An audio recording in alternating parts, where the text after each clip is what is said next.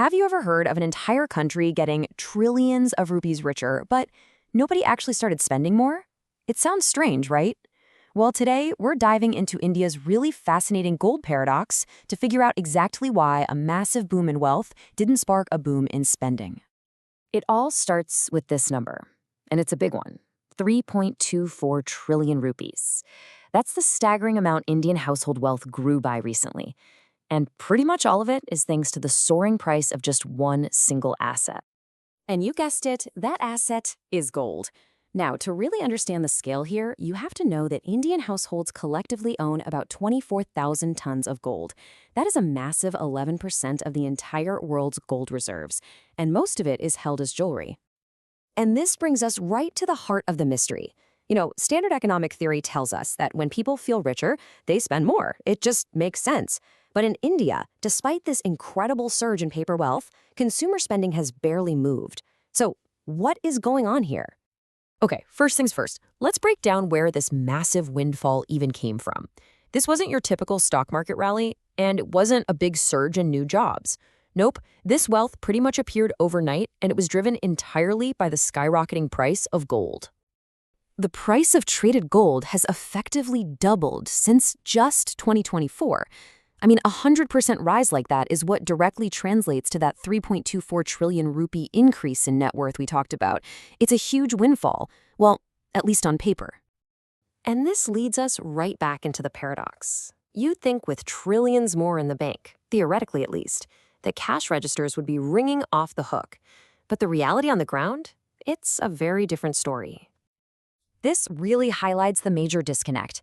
Report after report confirms that this surge in wealth just isn't translating into a real spending boom. The money just isn't moving through the economy the way you'd expect it to. Now, to solve this mystery, we need to get our heads around a key economic idea that's right at the center of this whole situation. It's called the notional wealth effect. So, what on earth is notional wealth? Well, think of it this way. Let's say your house doubles in value. Technically, you're richer, right? But you don't actually have any extra cash in your pocket to go buy groceries, unless you sell the house or maybe take out a loan against it. That's notional wealth. It's potential money, not actual ready-to-spend cash. Okay, so if this notional wealth from gold isn't driving spending, then what is? Well, the data points to a much more traditional and, frankly, much more powerful engine for the economy. And here's where the difference becomes just crystal clear. The analysis shows that for every 1% increase in real income, that's the money people actually earn from their jobs, consumption goes up by 0.65%. But what about asset returns from gold? Well, a 1% increase there leads to a tiny, statistically insignificant negative change. The takeaway is pretty obvious. Cash in your pocket, not the value of gold in a locker, is what actually gets people to spend. The research really breaks this down into three key reasons. First, for many rural households, which hold a lot of this gold, the real-world pressures on their actual income are just way more powerful than any imaginary gain on paper. Second, believe it or not, high gold prices can actually squeeze spending because families feel like they need to buy more gold as an investment. And third, money that could be spent on goods and services is instead getting diverted into trading gold for short-term profits. All of this really points to a much deeper truth about the role gold plays in India. See, it's not just a shiny investment. It has a much more fundamental purpose.